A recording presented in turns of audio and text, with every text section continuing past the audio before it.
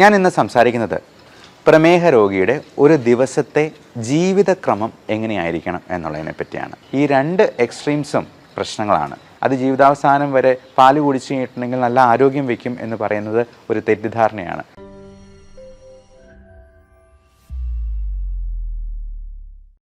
പ്രമേഹ രോഗിയുടെ ഒരു ദിവസത്തെ ഭക്ഷണക്രമം എങ്ങനെയായിരിക്കണം എന്ന് നിങ്ങൾക്ക് പലർക്കും പല ലഘുലേഖകളായിട്ട് കിട്ടിയിട്ടുണ്ടാവാം.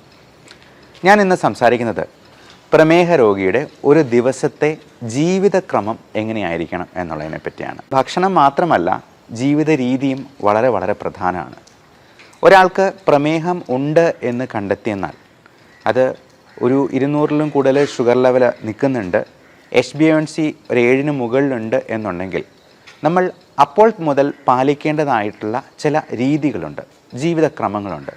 അപ്പോൾ അതുവഴി നമ്മുടെ ആരോഗ്യം മോശമാകാതെ സംരക്ഷിക്കാനും നമുക്ക് കോംപ്ലിക്കേഷൻസിലേക്ക് എത്തിപ്പെടാതിരിക്കാനും പ്രത്യേകമായിട്ട് ശ്രദ്ധിക്കാം. ഏറ്റവും പ്രധാനം, നമ്മുടെ ജീവിതത്തിലെ ഈ പരക്കം പാച്ചിലുണ്ടല്ലോ, അതല്പം ഒന്ന് കുറയ്ക്കണം. പലപ്പോഴും നമ്മൾ പണമുണ്ടാക്കാൻ വേണ്ടി ഭയങ്കരമായിട്ടങ്ങ് സ്ട്രെയിൻ എടുത്ത് ഭയങ്കര സ്ട്രെസ്ഫുൾ ആയിട്ടുള്ള ഒരു ലൈഫ് ലീഡ് ചെയ്യുന്നവരായിരിക്കാം. അപ്പോൾ ഇങ്ങനെയുള്ള അസുഖങ്ങളൊക്കെ അതിൻ്റെ തുടക്കത്തിൽ തന്നെ കാണുമ്പോൾ നമ്മൾ ലൈഫിനെ കുറച്ചുകൂടി ഒന്ന് സിമ്പിളാക്കാൻ ശ്രമിക്കുക. നമ്മൾ ഒരുപാടൊന്നും ഓടണ്ട, ഒരുപാടൊന്നും സമ്പാദിച്ച് വയ്ക്കുകയും വേണ്ട, കടമൊന്നും ഇല്ലാത്ത രീതിയിൽ നമുക്ക് സുഭിക്ഷമായിട്ട് അങ്ങ് ജീവിച്ച് പോകാമെന്നുണ്ടെങ്കിൽ നമ്മൾ ഒത്തിരി സ്ട്രെയിൻ എടുക്കാൻ പോകാതിരിക്കുക എന്നുള്ളതാണ് ഏറ്റവും നല്ലത്.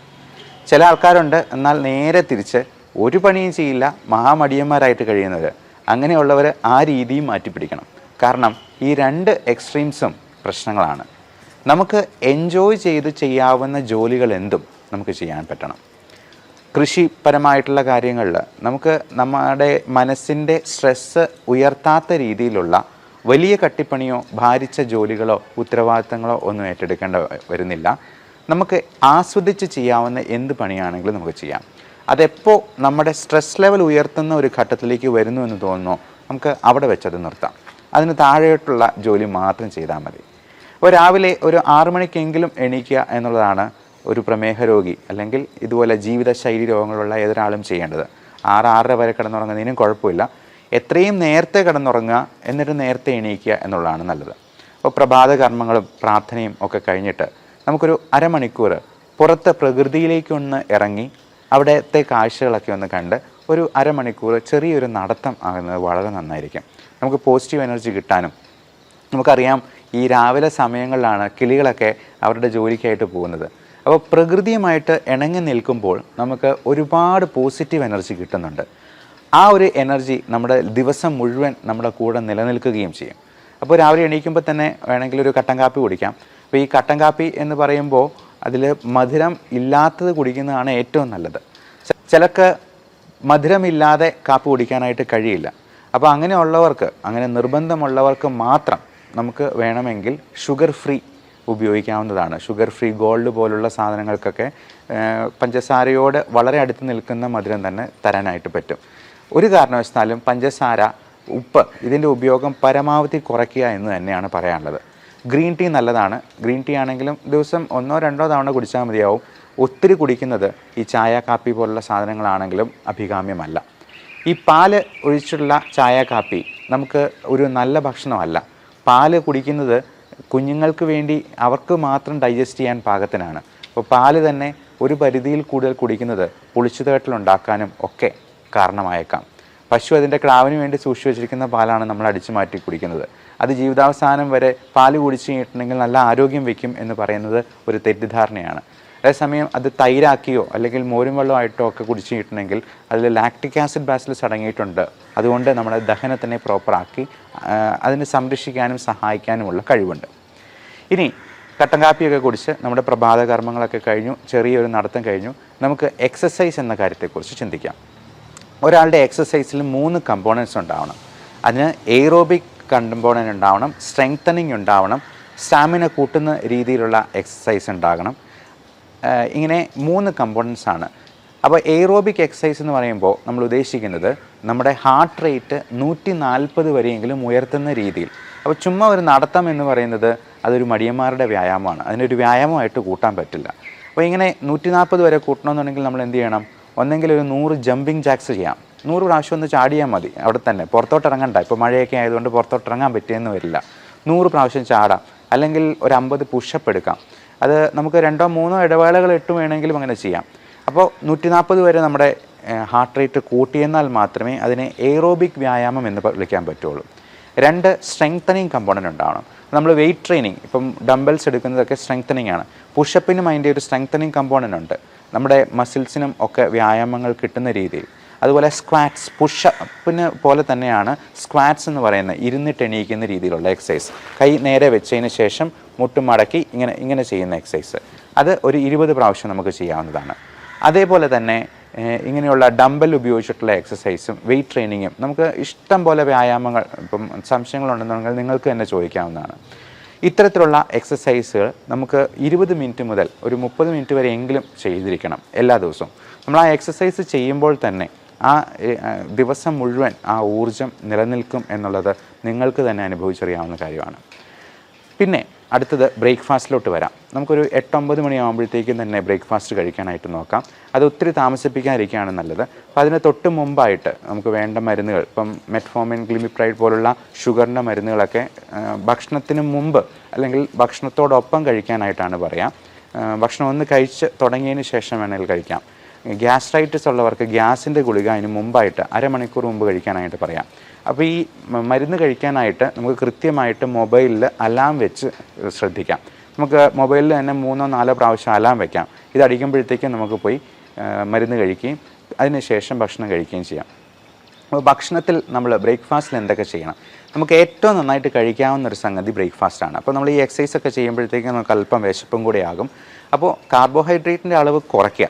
അപ്പോൾ ഒരു പ്ലേറ്റ് എടുത്തെന്നാൽ അതിൽ 1/4 മാത്രം കാർബോഹൈഡ്രേറ്റ്, 1/4 പ്രോട്ടീൻ എന്ന് പറഞ്ഞാൽ മുട്ടയുടെ വെള്ള, അല്ലെങ്കിൽ ഇറച്ചി, മീൻ, ഇപ്പം അല്ലെങ്കിൽ കടല വിഭാഗത്തിൽപ്പെടുന്ന പയറ് വർഗ്ഗത്തിൽപ്പെടുന്ന എന്തെങ്കിലും കറികൾ ഒക്കെ ധാരാളമായി കഴിക്കാം. പിന്നെ ഒരു 1/4 നമുക്ക് പച്ചിലക്കറികൾ, ഗ്രീൻ ലീഫി വെജിറ്റബിൾസ് ആണ്. അത് എന്തെങ്കിലും തരത്തിലുള്ള സാലഡ്, ഒരു കുക്കുംബറായിട്ടോ അല്ലെങ്കിൽ ചീരയുടെ എന്തെങ്കിലും ആയിട്ടോ, ഗ്രീൻ ലീഫി ആയിട്ടുള്ള എന്ത് വെജിറ്റബിൾസ് ആണെങ്കിലും ഇതിന് കുഴപ്പമില്ല. സ്പൈനാഷ് എന്നൊക്കെ പറയുന്ന, അല്ലെങ്കിൽ ബ്രൊക്കോളി, അല്ലെങ്കിൽ കുക്കുംബർ തുടങ്ങിയവയെല്ലാം നമുക്ക് ഉപയോഗിക്കാവുന്നതാണ്. പിന്നെ 1/4 അധികം മധുരമില്ലാത്ത പഴങ്ങൾ. മധുരമില്ലാത്തത് എന്ന് പ്രത്യേകം പറയാൻ കാരണം മാങ്ങാപ്പഴമോ അല്ലെങ്കിൽ ചക്കപ്പഴമോ അല്ലെങ്കിൽ ചെറുപഴമോ ഒക്കെ കഴിച്ചെന്നാൽ അതിൽ ഹൈ ഫ്രക്ടോസ് കണ്ടൻറ്റ് ഉള്ളതാണ്. അത് തന്നെ നമ്മുടെ ഷുഗർ കൂട്ടാനായിട്ട് ഇടയാക്കും. ഏറ്റവും പ്രധാനം ഈ ഭക്ഷണം കഴിച്ചു കഴിഞ്ഞാൽ മെയിൻ കോഴ്സിന് ഇടയിലുള്ള സ്നാക്സ് ആണ്. പലപ്പോഴും നമ്മൾ ബാക്കിയെല്ലാം വളരെ ശ്രദ്ധിച്ച് കഴിക്കും. ഈ സ്നാക്സിന് പകരം നമ്മൾ ഉഴുന്നുവടയോ പഴംപൊരിയോ അല്ലെങ്കിൽ പേസ്ട്രിയോ കേക്കോ ബിസ്ക്കറ്റോ ഒക്കെ കഴിച്ച് കഴിയുമ്പോഴത്തേക്കും നമ്മളൊരു ഊണ് കഴിക്കുന്നതിനേക്കാൾ കൂടുതൽ കാലറി ഉള്ളിലോട്ട് പോവുകയാണ് ചെയ്യുന്നത്. അതുകൊണ്ട് ഇടയ്ക്ക് നിങ്ങൾ സ്നാക്സ് കഴിക്കുന്നുണ്ടെങ്കിൽ അത് ഒരു ആപ്പിളിൻ്റെ കഷ്ണമോ ഫ്രൂട്ട്സ് ആയിട്ടോ അല്ലെങ്കിൽ വെജിറ്റബിൾസ് ആയിട്ടോ കഴിക്കാം. മധുരമില്ലാത്ത ഒരു ചായ ആയിട്ട്, അതും പാല് ചേർക്കാതെ കഴിക്കുന്നത് തന്നെയാണ് നല്ലത്. ഇടയ്ക്കിടയ്ക്കെല്ലാം നന്നായിട്ട് വെള്ളം കുടിച്ചുകൊണ്ടിരിക്കുക. നമ്മൾ വെള്ളം കുടിക്കുമ്പോൾ തന്നെ നമ്മുടെ വിശപ്പൊന്ന് അടങ്ങും. അപ്പം ഇൻ കേസ് ഷുഗർ കുറഞ്ഞു പോകുന്ന ഒരു ലക്ഷണം കാണിക്കുന്നുണ്ടെങ്കിൽ നിങ്ങൾക്ക് ഗ്ലൂക്കോമീറ്റർ വെച്ചിട്ട് സ്വയം നോക്കാൻ പറ്റണം. Self monitoring of blood glucose എന്നാണ് അതിനെ പറയുക. അങ്ങനെ നോക്കി അത് എഴുതി വെച്ച് ഒരു ഡയറിയിൽ സൂക്ഷിക്കുക. എന്നിട്ട് അടുത്ത തവണ ഡോക്ടറെ പോയി കാണുമ്പോഴത്തേക്കും ഇത് കാണിച്ചു കൊടുക്കുക. അപ്പോൾ ഇൻസുലിൻ എടുക്കുന്നവരൊക്കെ ആണെന്നുണ്ടെങ്കിലും ഇങ്ങനെ കുറഞ്ഞു പോകുന്നുണ്ടെങ്കിൽ ഇൻസുലിൻ്റെ അളവിൽ നമ്മൾ സ്വല്പം വ്യത്യാസം വരുന്നത് 2-4 യൂണിറ്റ് കുറയ്ക്കാനായിട്ട് ഡോക്ടർ തന്നെ നിങ്ങളോട് പറഞ്ഞേക്കും. ഇനി അഥവാ ഷുഗർ നോക്കുമ്പോൾ 200-ന് മുകളിലാണ് നിൽക്കുന്നതെങ്കിൽ ചിലപ്പോൾ ഇൻസുലിൻ്റെ അളവ് 2 യൂണിറ്റെങ്കിലും കൂട്ടേണ്ടതായിട്ട് വന്നേക്കാം, അതിന് തൊട്ട് മുമ്പ് എടുക്കുന്ന ഇൻസുലിൻ്റെ അളവിൽ. അതുപോലെ നമ്മൾ ഷുഗർ നോർമലാണോ എന്ന് ഇടയ്ക്കിടയ്ക്ക് നോക്കുക. അതൊരു ഒബ്സഷൻ പോലെ ഇടയ്ക്കിടയ്ക്കെല്ലാം ഓരോ 5 മിനിറ്റ് കൂടുമ്പോഴും പോയി നോക്കണമെന്നല്ല. ദിവസം ഒരു 3 പ്രാവശ്യം വരെയൊക്കെ നമുക്ക് നോക്കുന്നതിൽ യാതൊരു തെറ്റുമില്ല. അത് കൂടുതലായിട്ട് നിൽക്കുന്നുണ്ടെന്നുണ്ടെങ്കിൽ നിങ്ങൾ ഡോക്ടറോട് ചോദിച്ച് മരുന്നുകളിൽ വേണ്ട അഡ്ജസ്റ്റ്മെൻറ്റുകൾ നടത്തുക. ഇപ്പം ചിലപ്പോൾ ചില മരുന്നുകൾ കൊണ്ട് കൺട്രോൾ ആയില്ലെങ്കിൽ വളരെ പുതിയ രീതിയിലുള്ള മരുന്നുകൾ ഇപ്പോൾ അവൈലബിൾ ആണ്. SGLT2 ഇൻഹിബിറ്റേഴ്സ്, DPP4 ഇൻഹിബിറ്റേഴ്സ് എന്നൊക്കെ പേരുള്ള, ഇപ്പം ഗ്ലിപ്റ്റിൻ എന്ന വാലുള്ള, ഗ്ലിഫോസിൻ എന്ന വാലുള്ള മരുന്നുകൾ ഇപ്പോൾ അവൈലബിൾ ആണ്.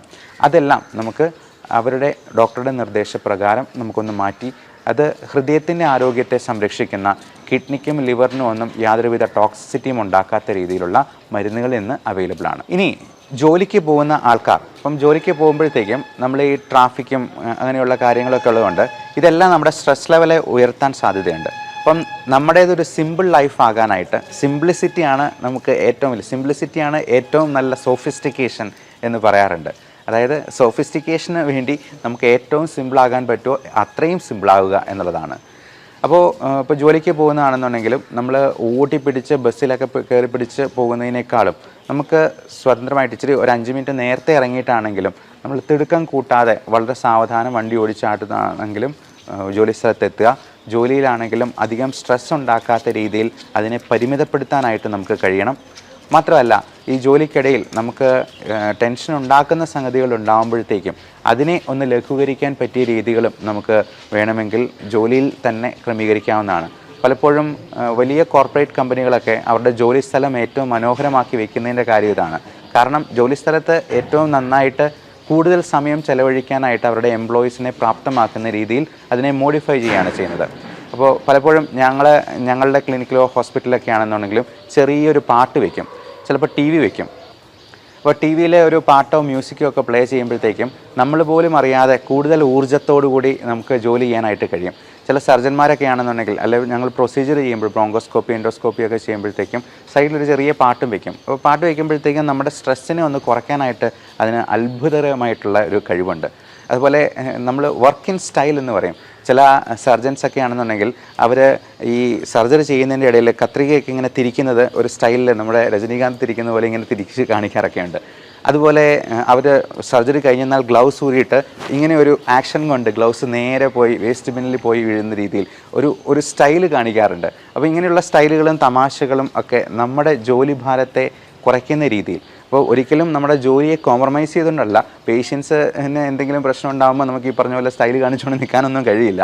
അപ്പോൾ എത്രമാത്രം സ്ട്രെസ്സ് കുറയ്ക്കാൻ പറ്റുന്ന രീതിയിൽ അത് എൻജോയ് ചെയ്യാൻ പറ്റും എന്നുള്ളത് ഓരോരുത്തരുടെയും കയ്യിലിരിക്കുന്ന കാര്യങ്ങളാണ്. അപ്പം ചിലപ്പോൾ നമുക്ക് ഒരു ക്ലീനിങ് ജോലി ചെയ്യുന്ന ഒരാൾക്ക് പോലും ആ ജോലി ഏറ്റവും ഭംഗിയായിട്ട് എൻജോയ് ചെയ്യാം, ആ ക്ലീനിങ് പ്രോസസ്സിനെ ഏറ്റവും ആസ്വദിക്കാം. അപ്പോൾ ഏറ്റവും നന്നായി ആസ്വദിച്ച് ചെയ്യുക എന്നുള്ളതാണ് നമ്മുടെ മാനസികാരോഗ്യത്തിനും ശാരീരികാരോഗ്യത്തിനും ഹെൽപ്പ് ചെയ്യുന്ന ഏറ്റവും നല്ല രീതി. അടുത്ത് നമ്മൾക്ക് ഉച്ചഭക്ഷണത്തെ പറ്റി നോക്കാം. ഈ ഉച്ചഭക്ഷണവും ഡിന്നറും നമുക്ക് പരമാവധി കാർബോഹൈഡ്രേറ്റ്സിനെ കുറച്ച് നിർത്തിക്കൊണ്ട് പ്രോട്ടീൻ കൂടുതലാക്കുകയും അതുപോലെ വെജിറ്റബിൾസും ഫ്രൂട്ട്സും കൂടുതൽ ആഡ് ചെയ്യുകയും ചെയ്യാം. ഇപ്പോൾ ചോറ് ഉപയോഗിക്കുന്നുണ്ടെങ്കിൽ തവിടുള്ള ചോറ് ഉപയോഗിക്കാം. അത് ഏറ്റവും കുറഞ്ഞ് ഞാൻ നേരത്തെ പറഞ്ഞ പോലെ ഈ പ്ലേറ്റ് മെത്തേഡ് ഉപയോഗിച്ച് 1/4 മാത്രം കാർബോഹൈഡ്രേറ്റ്സ്, അത് ഏറ്റവും തവിടുള്ള അരി കൊണ്ടുള്ള ചോറാണ് ഏറ്റവും ഉത്തമം. അതുപോലെ ചപ്പാത്തി ആണെന്നുണ്ടെങ്കിലും നമ്മൾ 2-3 ചപ്പാത്തി അതിൽ കൂടുതൽ കഴിക്കുന്നത് തീർച്ചയായിട്ടും അതുകൊണ്ട് ഉണ്ടാകുന്ന അഡ്വാൻറ്റേജസിനേക്കാൾ ദൂഷ്യങ്ങൾ തന്നെയാണ് ഉണ്ടാവുക. നമ്മൾ ചോറ് ഒഴിവാക്കിയിട്ട് 5 ചപ്പാത്തി കഴിച്ചെന്നാൽ അതുകൊണ്ട് പ്രത്യേകിച്ച് പ്രയോജനമൊന്നും ഇല്ല എന്ന് പറയാം. ഇപ്പോൾ കറികളാണെന്നുണ്ടെങ്കിൽ നേരത്തെ പറഞ്ഞ 1/4 പ്രോട്ടീൻസ്, 1/4 ഗ്രീൻ ലീഫി വെജിറ്റബിൾസ്, 1/4 മധുരമില്ലാത്ത പഴങ്ങൾ എന്നുള്ള രീതിയിൽ ക്രമീകരിക്കുക. ഇടയ്ക്കിടയ്ക്കെല്ലാം നന്നായിട്ട് വെള്ളം കുടിക്കുക. വൈകിട്ട് ഒരു ചായ ആകുന്നതിന് കുഴപ്പമില്ല. ചായയുടെ കൂടെ സ്നാക്സ് വേണമെന്നുണ്ടെങ്കിൽ പഴം പുഴുങ്ങിയതിൻ്റെ ഒരു പകുതി, അധികം പഴുത്തതല്ലാത്ത പഴത്തിൻ്റെ ഒരു പകുതി, പിന്നെ മധുരമില്ലാത്ത ബിസ്ക്കറ്റ്, ഫൈബർ കണ്ടൻ്റുള്ള ബിസ്ക്കറ്റ്, ഇതൊക്കെ കൂടുതലായിട്ട് ഡയബറ്റിക് രോഗികൾക്കും കഴിക്കാവുന്നതാണ്. ഉപ്പിൻ്റെ അളവ് പരമാവധി കുറയ്ക്കുക. ഉണക്കമീൻ, അച്ചാറ്, പപ്പടം തുടങ്ങിയ സാധനങ്ങളെല്ലാം ഉപ്പിൻ്റെ അംശം കൂടുതലായിട്ട് കൂട്ടാനായിട്ട് സാധ്യതയുണ്ട്. ഇത് തന്നെ BP-ക്കും ഷുഗറിനും ഒക്കെ ആകെ മൊത്തമുള്ള നീർക്കെട്ട് ഉണ്ടാക്കാനായിട്ടും അത് സാധ്യതയുണ്ട് എന്നുള്ളത് കൊണ്ട് ഉപ്പും പഞ്ചസാരയും പരമാവധി കുറച്ച് നിർത്തുക തന്നെ ചെയ്യാം. അപ്പോൾ വൈകുന്നേരം നമ്മൾ ഒത്തിരി ലേറ്റായിട്ട് വർക്ക് ചെയ്ത് ഒത്തിരി ലേറ്റായി ക്ഷീണിച്ച് ചെല്ലുന്നതിനേക്കാൾ നല്ലത് നമുക്ക് ഒരു 6 മണിയോടുകൂടി തന്നെയെങ്കിലും നമ്മുടെ ജോലികൾ അവസാനിപ്പിച്ച് വീട്ടിലെത്തി ഒരു ക്വാളിറ്റി ടൈം സ്പെൻഡ് ചെയ്യാനായിട്ട്, ഒരു കുളിയൊക്കെ കഴിഞ്ഞിട്ട് നമുക്ക് കുറച്ച് നേരം വേണമെങ്കിൽ ഒന്ന് പുറത്തുകൂടി ഒന്ന് നടക്കാം. ഇനി ഒരു സിനിമ കാണണമെന്നുണ്ടെങ്കിൽ അങ്ങനെ ആകാം. അപ്പം സിനിമ കാണുമ്പോഴും നമുക്ക് TV കാണുമ്പോഴും ഒക്കെ നമ്മൾ ഈ സോഫയിലിരുന്ന് വെറുതെ ഇരുന്ന് കാണുന്നതിനേക്കാൾ നല്ലത് നമുക്കൊരു ട്രെഡ്മില്ല് ഉണ്ടെന്നുണ്ടെങ്കിൽ അത് TV-യുടെ മുമ്പിൽ തന്നെ പ്ലേസ് ചെയ്യുക എന്നുള്ളതാണ്. അപ്പോൾ നടന്നുകൊണ്ട് തന്നെ നമുക്ക് സിനിമ കാണാം, ചെറിയ എക്സസൈസ് ചെയ്തുകൊണ്ട് തന്നെ സിനിമ കാണാം. സുംബ ഡാൻസിങ് പോലുള്ള കാര്യങ്ങൾ പ്രാക്ടീസ് ചെയ്യാം. ഡാൻസ് പ്രാക്ടീസ് ചെയ്യുന്നതും കുട്ടികളുടെ കൂടെ കളിക്കുന്നതും ഒക്കെ ഒരു ചെറിയ മോഡറേറ്റ് ആക്ടിവിറ്റി ആയിട്ട് തന്നെ നമുക്ക് കണക്കാക്കാം. ഉച്ചയുറക്കം പലപ്പോഴും 2-3 മണിക്കൂറൊക്കെ ഉറങ്ങിക്കഴിഞ്ഞാൽ രാത്രി നമുക്ക് നിദ്രാദേവത തിരിഞ്ഞു നോക്കുക പോലും ഉണ്ടാകുന്നില്ല. അതുകൊണ്ട് ഉച്ച കഴിഞ്ഞുള്ള ഉറക്കം ഒരു അരമണിക്കൂർ മാത്രമായിട്ട് പരിമിതപ്പെടുത്തുക. അങ്ങേയറ്റം ഏറിപ്പോയെന്നാൽ 1 മണിക്കൂർ, അതിൽ കൂടുതൽ ഉറങ്ങുന്നത് നല്ലതല്ല. നമ്മുടെ എനർജി ലെവൽ കുറച്ച് കളയാനാണ് അത് സാധ്യത ഉണ്ടാക്കുക. അതുകൊണ്ട് ഈ short time nap, power nap എന്നാണ് നമ്മളതിനെ പറയുക, അത് അരമണിക്കൂറായിട്ട് നിർത്തുക. ഇപ്പം ജോലി സ്ഥലത്ത് അതിന് പറ്റുന്ന സാഹചര്യങ്ങളുണ്ടെങ്കിൽ മാത്രം മതി. അതിൽ കൂടുതൽ ഉറങ്ങാതിരിക്കുക എന്നുള്ളതാണ് അഭികാമ്യം. പിന്നെ രാത്രിയിലുള്ള ഉറക്കം, രാത്രി നമ്മൾ ഈ ഗാഡ്ജറ്റ്സിൻ്റെ ഉപയോഗം ഒരു 8 മണിക്ക് മുമ്പെങ്കിലും നിർത്തുന്നതാണ് നല്ലത്, അങ്ങേയറ്റം 9 മണി വരെ. അതിനുശേഷം നമ്മൾ ഞെട്ടിപ്പിക്കുന്ന വാർത്തകളും ന്യൂസ് ചാനലുകളും പത്രങ്ങൾ പോലും വായിക്കുന്നത് അത്ര നല്ലതായിരിക്കില്ല. നമ്മുടെ ഉറക്കത്തിലേക്ക് തള്ളിവിടുന്ന, നമ്മൾ അടുത്ത പ്ലാനുകളും പദ്ധതികളും ഒക്കെ വെച്ച് ഒരുപാട് സ്ട്രെസ്ഡ് ഔട്ട് ആകുന്നതിനേക്കാൾ നല്ലത് നമുക്കൊരു അഫർമേഷൻ ടെക്നിക്ക്, നമുക്ക് ഈ ഇമേജിങ് ടെക്നിക്കൊക്കെ ഉപയോഗിച്ചുകൊണ്ട് നല്ലൊരു ജീവിതത്തെപ്പറ്റി സ്വപ്നം കണ്ടുകൊണ്ട് ഉറങ്ങുന്നതാണ്. ഒരിക്കലും ഒത്തിരി ആവലാതികൾ, കഴിഞ്ഞ ദിവസം വന്ന ഒരു മനുഷ്യൻ പറഞ്ഞത്, ഒരു പേന കാണാതെ പോയി കഴിഞ്ഞാൽ പോലും എനിക്ക് ടെൻഷനാണ് എന്ന്. കുഞ്ഞു കുഞ്ഞു കാര്യങ്ങളെ നമുക്ക് അതിൻ്റെ പാട്ടിന് വിടുക, നമ്മളത് അങ്ങ് മനഃപൂർവ്വം മറന്നു കളയുക. നമുക്ക് ആ കാര്യം മനസ്സിൽ നിന്ന് അങ്ങ് എടുത്തു കളഞ്ഞ് പുതിയ കാര്യങ്ങളിലേക്ക് മനസ്സിനെ കോൺസെൻട്രേറ്റ് ചെയ്യാനായിട്ട് ശ്രമിക്കുക. അപ്പോൾ വൈകുന്നേരത്തെ അത്താഴമാണെങ്കിലും ഏറ്റവും യാചകനെ പോലെ കഴിക്കണമെന്നാണ് പറയുക. അപ്പം എത്രയും നേരത്തെ കിടന്നുറങ്ങുന്നോ അത്രയും നമുക്ക് ഡിന്നർ ചുരുക്കാൻ പറ്റും. ഒരു ദിവസം ഡിന്നർ ഒഴിവാക്കിയാൽ തന്നെ നമുക്ക് 200 grams ബോഡി വെയിറ്റ് കുറയ്ക്കാം. പിറ്റേ ദിവസം നമ്മൾ ഡെസിമൽ പ്ലേസസും കൂടെയുള്ള ഒരു ബോഡി വെയിറ്റ് ബാലൻസ് നോക്കിയെന്നാൽ അറിയാം, അതിൽ 0.2 kilograms കുറവായിരിക്കും, 200 grams കുറവായിരിക്കും. അപ്പോൾ അങ്ങനെ നമ്മൾ ഇപ്പോൾ ഒരു ടാർഗറ്റ് വയ്ക്കുക. നമുക്കറിയാം പൃഥ്വിരാജിനെ പോലുള്ള നടന്മാരൊക്കെ ആടുജീവിതത്തിന് വേണ്ടി എത്ര വെയിറ്റാണ് കുറച്ചിരിക്കുന്നത്. അപ്പോൾ അവരെന്തുമാത്രം ഹാർഡ് വർക്ക് അതിന് വേണ്ടി കൊടുത്തിട്ടുണ്ടാവാം. അപ്പോൾ ഇത്രയും പ്രായമുള്ള ഒരാൾക്കും ഈ ബോഡി വെയിറ്റ് കുറയ്ക്കാൻ പറ്റുമെങ്കിൽ, പൃഥ്വിരാജിന് 40 വയസ്സ് അടുപ്പിച്ച് പ്രായമാകുന്നു, അപ്പം അദ്ദേഹത്തിന് അങ്ങനെ പറ്റുന്നുണ്ടെന്നുണ്ടെങ്കിൽ എന്തുകൊണ്ട് ബാക്കിയുള്ളവർക്കും പറ്റില്ല? അപ്പോൾ ഇങ്ങനെയുള്ള ആൾക്കാരെ നമ്മൾ ഒരു മാതൃകയായിട്ട് സ്വീകരിച്ചുകൊണ്ട് നമുക്ക് ഡിന്നർ ഒഴിവാക്കാൻ പറ്റുവാണെങ്കിൽ ഏറ്റവും നല്ലത്. അല്ലെങ്കിൽ 0 calorie ആയിട്ടുള്ള കുക്കുംബർ വെച്ചിട്ടുള്ള എന്തെങ്കിലും സാലഡ് വെച്ചിട്ട് അതിനെ നമുക്ക് കോമ്പൻസേറ്റ് ചെയ്യാനായിട്ട് നോക്കാം. ഇനി അത്രയും പറ്റിയില്ലെങ്കിൽ ചെറിയ രീതിയിൽ എന്തെങ്കിലും കാർബോഹൈഡ്രേറ്റ് കഴിച്ച് മുത്താറി പോലുള്ള എന്തെങ്കിലും ധാന്യങ്ങൾ കൊണ്ട് നമുക്കിതിനെ കോമ്പൻസേറ്റ് ചെയ്യാൻ പറ്റും. ഇപ്പോൾ പല ധാന്യങ്ങളും, പാല്, മുട്ട പോലുള്ള സാധനങ്ങൾ പോലും അലർജി ഉണ്ടാക്കാം, ഇൻടോളറൻസ് ഉണ്ടാക്കാം. ഇപ്പോൾ ഗോതമ്പിൻ്റെ അലർജിക്ക് ഗ്ലൂട്ടൻ ഇൻടോളറൻസ് എന്നും പാലിൻ്റെ അലർജിക്ക് മിൽക്ക് ഇൻടോളറൻസ് എന്നും നമ്മൾ വിളിക്കാറുണ്ട്. അപ്പോൾ ഇതൊക്കെ ഉണ്ടോ എന്നുള്ളത് കണ്ടുപിടിക്കുന്നത് വളരെയധികം നന്നായിരിക്കും. കാരണം പല ഓട്ടോ ഇമ്മ്യൂൺ ഡിസീസസിനും, ഈവൻ ജോയിൻറ്റ് പെയിൻ, ആമവാദം, സന്ധിവാദം തുടങ്ങിയ പ്രശ്നങ്ങൾക്കുമൊക്കെ ഈ പറയുന്ന ഫുഡ് ഇൻടോളറൻസ് ഒരു വലിയ കാരണമായിരിക്കും. അതിൻ്റെ ട്രിഗറിങ് ഫാക്ടർ നമ്മുടെ ഭക്ഷണത്തിൽ നിന്നായിരിക്കാം. അതുപോലെ നമ്മുടെ എൻവയൺമെൻറ്റൽ എക്സ്പോഷറിലുള്ള ഇപ്പം നായ, പട്ടി, പൂച്ച, മുയൽ തുടങ്ങിയ സാധനങ്ങളും, പൊടിച്ചെള്ള്. ഇപ്പം എനിക്ക് അലർജി പാനൽ ടെസ്റ്റ് ചെയ്തപ്പോൾ എനിക്ക് 3 തരത്തിലുള്ള പൊടിച്ചെള്ളിനും 1 തരത്തിലുള്ള ഫംഗസിനും അലർജി ഉണ്ടായിരുന്നു. ഇതൊക്കെ നമ്മുടെ ചുറ്റുമുണ്ട്. അപ്പോൾ ഇത് നമ്മൾ ഈ 71 അലർജൻസിൻ്റെ ഒരു പാനൽ വെച്ചിട്ട് കയ്യിൽ വരച്ച് നോക്കി ഓരോന്നിൻ്റെയും റിയാക്ഷൻ കൃത്യമായിട്ട് അളന്ന് നോക്കി കണ്ടുപിടിക്കുന്ന ഒരു ടെസ്റ്റാണ്. അതിൽ ഒഴിവാക്കാൻ പറ്റാത്ത സംഗതികൾക്ക് ഇമ്മ്യൂണോതെറാപ്പി എന്ന് പറയുന്ന ഒരു ചികിത്സാ മാർഗം വഴി, നിങ്ങൾ കഴിഞ്ഞ ജൂലൈ 6-ാം തീയതിയിലത്തെ പത്രത്തിൽ ഫ്രണ്ട് പേജിൽ തന്നെ ഈ ഇമ്മ്യൂണോതെറാപ്പിയെ പറ്റി ഒരു വാർത്തയുണ്ട്. അത് ആ ഇമ്മ്യൂണോതെറാപ്പി വഴി ക്യാൻസർ പൂർണ്ണമായിട്ടും, സ്റ്റേജ് 4-ലായിരുന്ന ക്യാൻസർ പൂർണ്ണമായും സുഖപ്പെട്ട ഒരു ലേഡിയുടെ, ഒരു നേഴ്സായിരുന്നു അവർ. അപ്പം അവരുടെ ഒരു കഥയുണ്ട്, നിങ്ങൾക്ക് അതിൽ നിന്ന് നോക്കാവുന്നതാണ്. അപ്പം ഇങ്ങനെയുള്ള പുതിയ നൂതനമായിട്ടുള്ള ചികിത്സാ മാർഗ്ഗങ്ങളുണ്ട്. ഇനി ചികിത്സയ്ക്ക് പോയില്ലെങ്കിലും നമുക്ക് എന്താണ് പറ്റാത്തത്, നമ്മുടെ ഭക്ഷണത്തിൽ എന്തൊക്കെ ഒഴിവാക്കണം എന്ന് കണ്ടുപിടിക്കാനെങ്കിലും ഇത്തരത്തിലുള്ള ടെസ്റ്റുകൾ നമ്മളെ സഹായിക്കും എന്ന് ഓർമ്മിപ്പിക്കുന്നു. Thank you.